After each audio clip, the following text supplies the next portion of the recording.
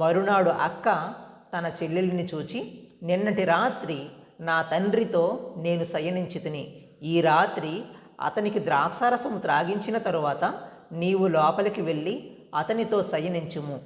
అలాగున మన తండ్రి వలన సంతానము కలుగజేసుకొందమని చెప్పెను. ఆ రాత్రియు వారు తమ తండ్రికి ద్రాక్షారసము త్రాగించిరి. అప్పుడు ఆ చిన్నది లేచి అతనితో శయనించెను.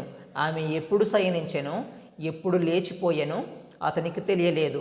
అలాగున లోతు యొక్క 2 కుమార్తెలు తమ తండ్రి వలన గర్భవతులైరి. వారిలో పెద్దది కుమారుని కని వానికి మోయాబను పేరు పెట్టెను.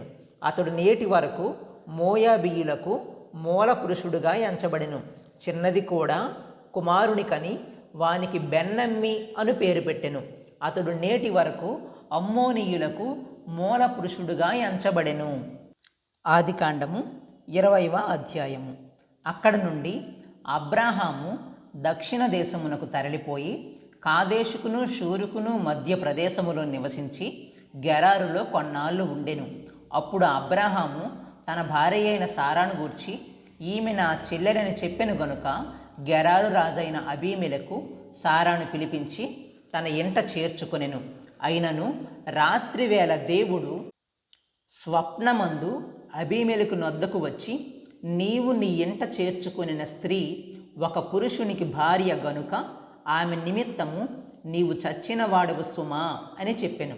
అయితే అబీమెలెకు ఆమెతో పోలేదు గనుక అతడు, ప్రభువా, ఇట్టి నీతిగల జనమును హతము చేయుదువా? ఈమె నా చెల్లెలని అతడు నాతో చెప్పలేదా? మరియు ఆమె కూడా అతడు నా అన్న అనెను. నేను చేతులతో ఏ దోషము చేయక యథార్థ హృదయముతో ఈ పని చేసితనెనెను. అందుకు దేవుడు, అవును, యథార్థ హృదయముతో దీన్ని చేసితవని నేనెరుగుదును. మరియు నీవు నాకు విరోధముగా పాపము చేయకుండా నేను నిన్ను అడ్డగించి తిని, అందుకే నేను నిన్ను ఆమెను ముట్టనీయలేదు. కాబట్టి ఆ మనుష్యుని భార్యను తిరిగి అతనికి అప్పగించుము. అతడు ప్రవక్త, అతడు నీ కొరకు ప్రార్థన చేయును, నీవు బ్రతుకుదువు. నీవు ఆమెను అతనికి అప్పగించని ఎడల నీవును నీ వారందరూ నిశ్చయముగా చచ్చెదరని తెలుసుకొనుమని స్వప్నమందు అతనితో చెప్పెను. తెల్లవారినప్పుడు అబీమెలెకు లేచి తన సేవకులందరినీ పిలిపించి ఈ సంగతులన్నీ వారికి వినిపించినప్పుడు ఆ మనుష్యులు మిగుల భయపడిరి.